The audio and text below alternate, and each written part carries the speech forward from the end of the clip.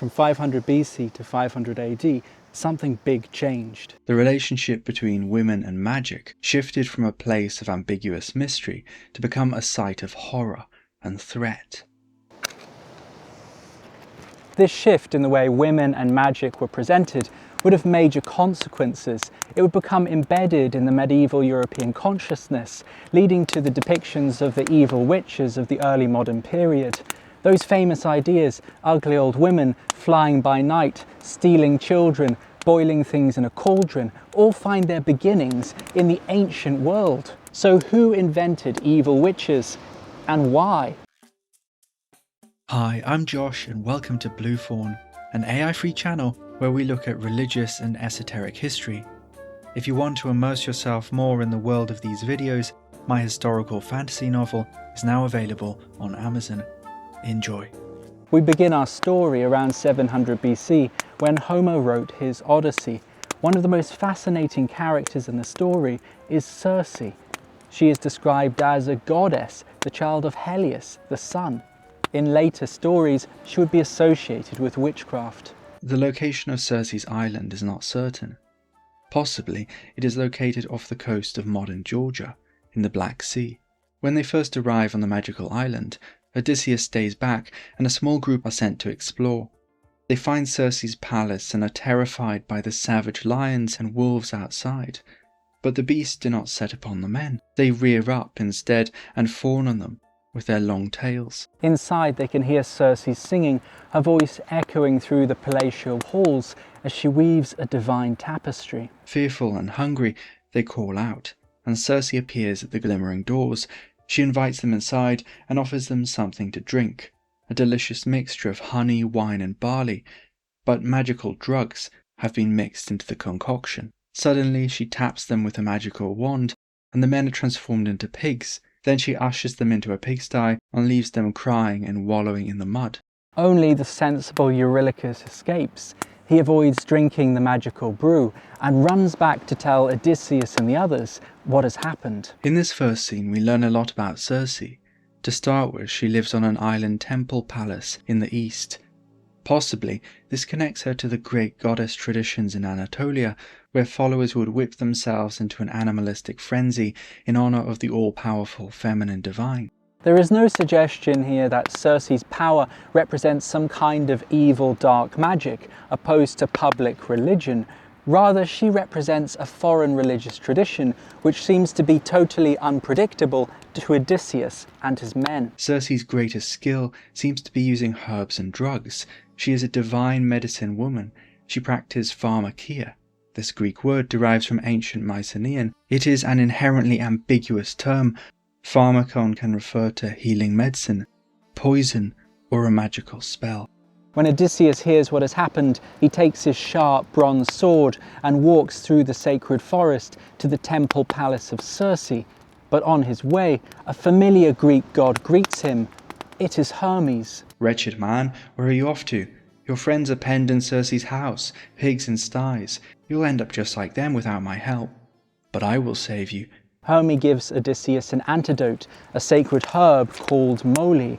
He also tells Odysseus to draw his sword and rush at Circe. When she taps him with the magic wand, she will be terrified and try to seduce him, but he should only agree when she swears a sacred oath not to harm him. The scene plays out just as Hermes predicts. After a tumble in the sheets, Circe bathes Odysseus with water from her cauldron and sets him on a throne. But there is a discordant note. While Circe has not turned him into a pig, neither is she completely under his power, and when Odysseus begs her to turn his men back to normal, she does not undo the spell, but instead rubs them with a new magic potion which transforms them again into younger, handsomer versions of themselves. Odysseus and his men are reduced to weeping, and Circe invites them to stay with her as long as they like. They rush back to the ship to bring all of their supplies and the remaining companions onto the island, and there they meet Eurylochus, who, quite understandably, is still very suspicious. He refuses to join them, and Odysseus, bizarrely, gets so angry that he threatens to draw his sword and cut off his loyal friend's head. His own men have to restrain him. It's at this point it's worth remembering that Circe swore an oath not to harm Odysseus with her mischief, but she never said she wouldn't use her magic on him. Yes, he did take the herb which was an antidote to the magical wine, but then after that he was bathed in Circe's cauldron. Perhaps this explains why he's behaving like a man possessed. In fact, for the next year, he and his companions completely and utterly forget their journey and spend their time feasting and drinking wine on Circe's island. What are they eating? Homer doesn't tell us, but could it be pigs? Eventually, Odysseus realizes he needs to continue his voyage, and Circe agrees to let him go. But before that, she tells him to speak to a famous dead prophet. Circe is also skilled in necromancy. With her help, Odysseus encounters the fluttering, disembodied spirits of the dead. At last, she gives him some parting advice about the location of sea monsters he will encounter on his voyage. Circe's power is not something that the familiar Greek gods can overcome or just nullify. Rather, it's something they negotiate with and hopefully channel in a positive direction. More importantly, it is a power that mediates between the three realms, the heavens, the earth, and the ocean, extending even to the realm of the dead. In these liminal places, Circe knows the way. If you've been following the series, it should remind you of Hecate, likely also a variant of the Greek goddess tradition. Now perhaps you think you can see glimmerings of the witch in Circe, but Homer never uses the word magos to describe her. That would be an anachronism. It would be another 200 years before this word and its accompanying concept, magic, entered the Greek consciousness. In 423 BC, Aristophanes wrote a comedy play called The Clouds for the city Dionysica in Athens. The play has mostly been lost, but surviving fragments make the first recorded mention of a group of women who would become notorious in the ancient world, the witches of Thessaly. In the play, an idiot who is in crippling debt goes to Socrates for advice about what to do. The great philosopher encourages him to do some Socratic thinking, strips Cyades as a brainwave. He will ask a woman from Thessaly to draw down the moon from the sky. How will that help? Socrates asks. If the moon doesn't rise at all, then I won't pay the interest, since debts are paid by the new moon. In the margins, we find a note from a copyist. The Thessalian men are slandered as being wizards, and even amongst us, Thessalian women are called medicine women. The words being used here matter. For wizard, the copyist is using a variant of the Greek word goes, a term sometimes used to refer to maverick mystical priests. It comes with ideas of shamanism. It is similar to the word for groaning. The word medicine woman, however, is essentially the same one Homer used when talking about Circe's power. It is derived from pharmakon, meaning medicine, drugs, or spells. So why did people from Thessaly have this reputation? Far north of Athens, cut off from the rest of the Greek peninsula by mountain ranges, Thessaly was like a place from another world. Time seemed to move slower there. It was said in the forests old goddesses still lingered who had long ago disappeared from the rest of Greece. Enodia, the Thessalian goddess of roads, ghosts and boundaries, watched over the in-between places. She would later be associated with the darker aspects of Hecate. According to much later writers, female priestesses ran the temples. 600 years later, Apollonius would record a tale about a Thessalian priestess who helped defeat an enemy army by drugging them with secret herbs.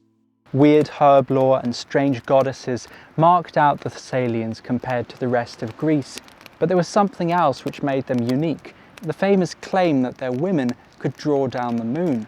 Later on, this would become associated with a whole host of different ideas, especially amongst the Romans, but ancient Greek writers actually meant this in the most literal sense of the word. They could pull the moon out of the sky and keep it in some kind of container. The idea that the moon was a goddess of some kind was generally accepted, although some Athenians also believed it was a rock. In either case, making it obey you was an extraordinary claim. All very odd to an Athenian, but then something happened which turned the Thessalians from exotic mystics into something more negative. The Persians invaded Greece, and the Thessalians collaborated with them. It could be argued they didn't have much choice, but in Athens, they were branded as traitors. 100 years after Aristophanes, Sisyphenes wrote a play which has almost all been lost, but a surviving fragment records these words. With magical incantations, every Thessalian woman is a fraudulent bringer-downer of the moon from the heavens. Here, the Thessalians are tricksters, not inheritors of an ancient religious tradition, but this is also where we first get a word resembling our English word magic. Magos was used to refer to members of an astrological tradition from ancient Persia, but after the invasion of Greece in the 5th century, it increasingly became a kind of insult. Tied up with this shift was a second development in Greek society. It's dangerous to push this argument too far, but some scholars argue that around the 5th and 4th centuries BC, we see the idea of magic as a field opposed to public religion emerge in the Greek city-states. There were many reasons for this: the division of public and private spheres in the city-state, the development of materialist and critical philosophy, the rise of mystery cults and orphism.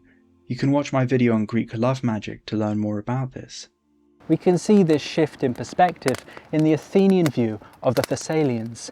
They were tricksters, conjurers, foreign and threatening people offering private advantage for a fee at the cost of the public good. That negative association between women and magic was solidified by the Thessalians. If Homer had written his Odyssey around 300 BC, we probably would have encountered a very different kind of Circe. And in fact, we do find another Circe in a story from this period, Apollonius's epic Argonautica. In this tale, Circe is still a goddess, but she is darker and more threatening. Her animal companions are mutant half-men, half-beasts. She attempts to seduce the men on the ship, and they hide from her.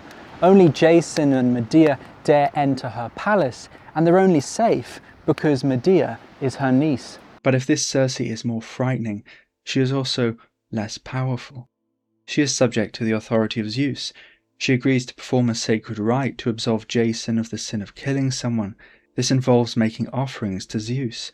Having done this, she banishes them from her home. This Circe is dangerous, a necessary evil, situated on the fringe. So what did these new ideas look like in reality? Theorus moved to Athens from her island of Lemnos at some point in the late 4th century BC. She quickly became popular for her skills with herbs and amulets. In fact, she became quite rich.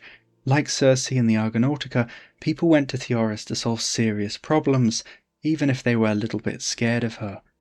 However, in 323 BC, something happened, and Theorus and her children were put on trial. The exact accusation is not completely clear.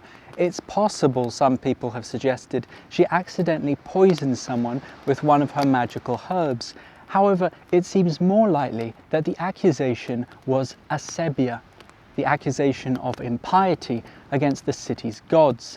Now, whilst this accusation could be used against people who had insulted the gods or someone in the temple, it was also a kind of catch-all category used to accuse anyone who had become the subject of mob justice.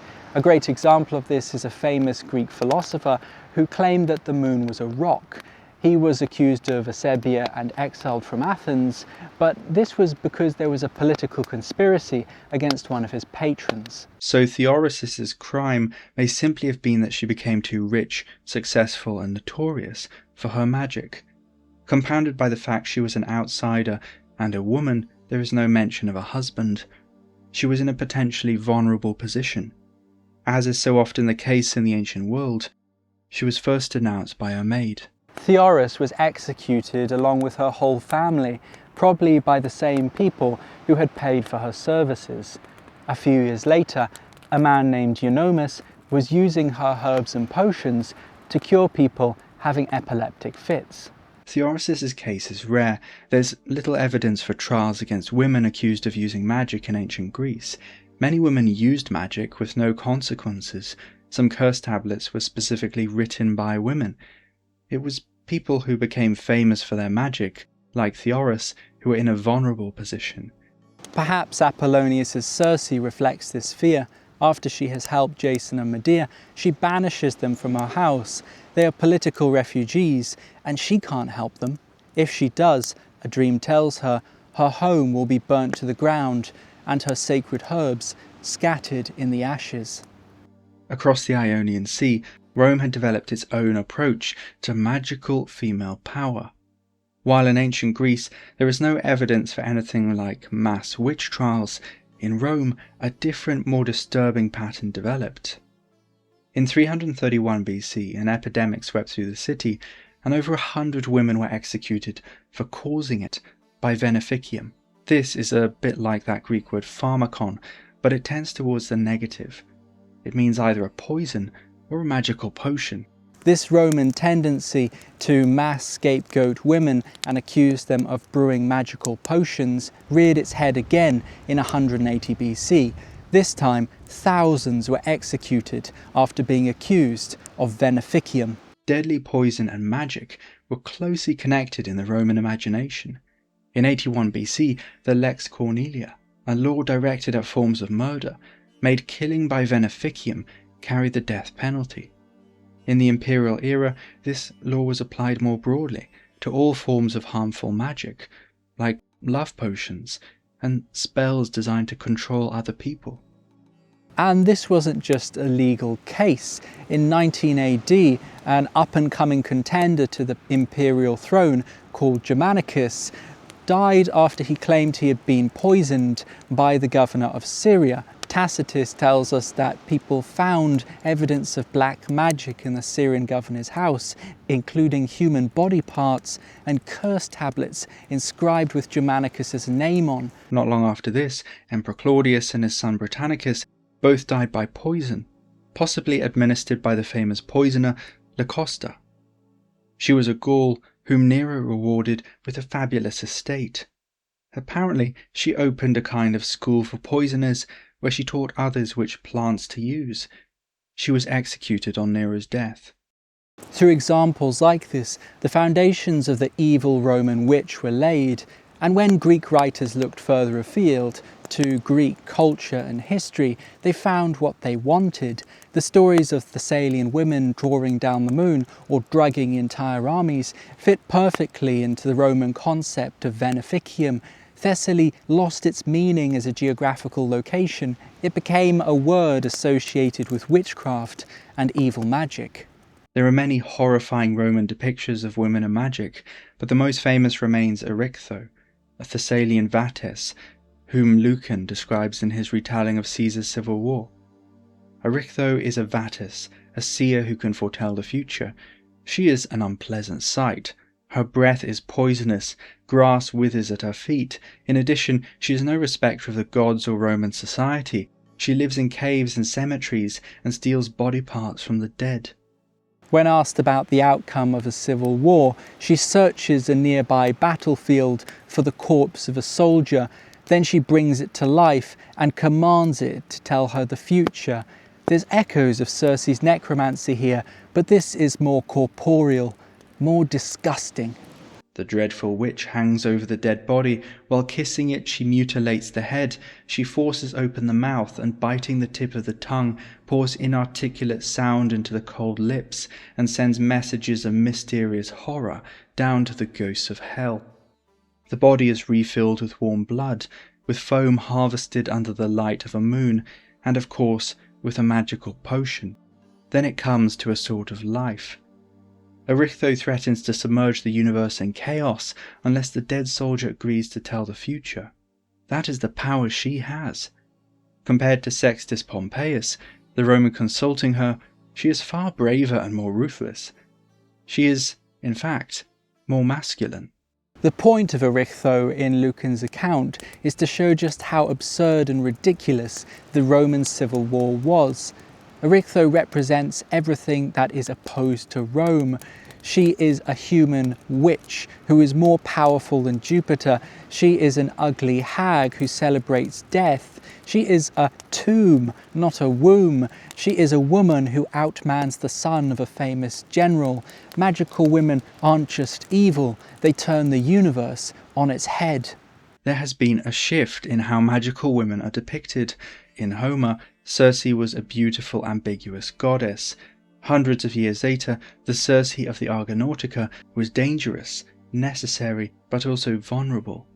300 years after that, Erytho is human, ugly, and yet has power greater than the gods. Hermes can't rescue you now. Although Lucan was certainly drawing on the way poison and magic were connected in ancient Rome, he was also using popular folk beliefs. While Circe was famous for turning men into pigs, in ancient Rome, witches became more famous for turning themselves into birds. The strigas were owl-like spirits which were said to steal children. The poet Ovid suggests these monsters might be evil hags in disguise. Festus would describe them as maleficis mulieribus, those who practice harmful magic. In a poem by Horace, a group of hags kidnap a young boy and starve him to death as part of a magical ritual. These women were a threat to family and the empire. They were also able to fly. Of course, these literary depictions are meant to be exaggerated and dramatic to entertain us, but how did these ideas manifest in real life? As I grew up in my 4th year, I was seized and killed when I had the potential to be sweet for my mother and father. I was snatched by a witch's hand, ever cruel so long as it remains on the earth and does harm by its craft. Parents, guard your children well, lest grief of this magnitude should implant itself in your breast. This is an inscription made by a couple in 20 BC after the passing of their child. What is extraordinary about this is how public the accusation is. Rumours and gossip don't always make it into writing, and epigrams like this were probably the tip of an iceberg. Adults were by no means immune. When magical women weren't poisoning people, they targeted the minds and body parts of their victims. Apollonius tells us a story about a witch who stole the nose and ears of their victim, replacing them with wax substitutes. In another story he tells, a man has his heart replaced with a sponge. Witches did this because they wanted body parts for magical potions, but they also used it to control their victims. And this wasn't just something that people wrote about. Curio, a famous Roman orator, when he found himself tongue-tied in the Senate, complained that his problem was one of witchcraft. In the late Roman Empire, the horrifying power of witches seemed to explode into the universe, but there were also quite a few skeptics who doubted these extreme stories. Drawing on a healthy Greek skepticism for magic that can be traced back to Plato, Plutarch worked out his own theory of how the women of Thessaly drew down the moon. Rather famous Thessalian sorceresses, like Apollonius, had simply learned basic astronomy and could predict lunar eclipses. The Christian writer Hippolytus developed an even more elaborate explanation for the ritual involving mirrors, bowls and lamps. It was, in fact, a trick. Now, as I've tried to show, Christianity was not primarily responsible for the spectre of the evil ancient witch, but as it grew in the Mediterranean world, it had to decide what to do with this idea. Most people could agree witches were evil, but then there was the second question: were they powerful? In the Bible, King Saul famously consults the witch of Endor about his future. She is a bit like Erytho, exposing Saul's failure as a king through her dark arts. In the story, shockingly, she summons the spirit of Samuel, God's prophet, from the dead and makes him deliver an oracle.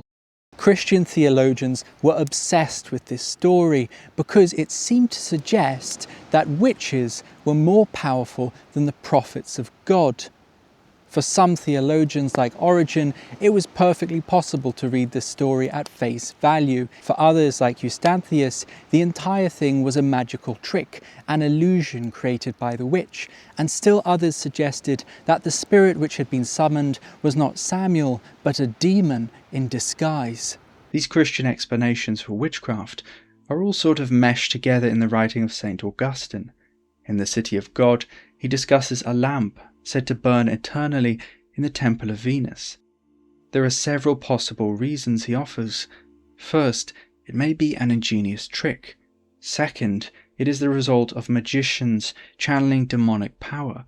And third, an actual demon under the name of Venus lives in the temple and is directly responsible. Romans extended the negative connotations of women and magic to all female practitioners. You could be a vatess, seer, a saga, wise woman, a cantatrix, a sacred chanter, or a venefica, a poison and herb expert. All became synonymous with the same demonic image embodied in Erichtho. In the same way, Christians like Augustine extended this image beyond magical practice to tar all public pagan temples with the same brush. Fair Venus was a demon, her priestesses were witches. Of course, pagans threw these accusations right back. Prudentius records the story of a martyr who has his tongue cut out. When, after that, a rainstorm stops him being burnt on the pyre, the pagan judge accuses him of being a Thessalian. Meanwhile, the breeding ground of witches, the cemetery, was colonized by Christians, who built gardens and grand archways through the graveyards. The demons were driven out, the saints had arrived, and they could disrupt the social order as much as witches, although now a large section of society was firmly behind them. Nevertheless, the seeds of the evil witch had been planted. Maleficium, a word which would lead to the burning of so many innocent people, has its origins in ancient Rome, and the caricature of an evil hag flying through the sky, stealing children, boiling things in a cauldron, and possessed by possibly a demonic spirit also finds its origin in the ancient world. So what do you think of witchcraft in ancient Greece and Rome? One question I haven't really answered is why Romans especially had such a negative view of them. Did it all start with a conspiracy of women trying to poison people in 331 BC? Or was that just a case of scapegoating? Did witches have more to do with Roman perspectives on public and private religious practices, or patriarchal approaches to women? Perhaps it is evidence for something else in the Roman past, which grew, evolved, and eventually laid the egg from which the European witch hatched. Next time, we'll be investigating another combination of people and magic, the ancient origins of the werewolf. A big thank you to all our patrons and supporters, and if you would like to help out the channel, why not join as a member, either on Patreon or here on YouTube. See you next time.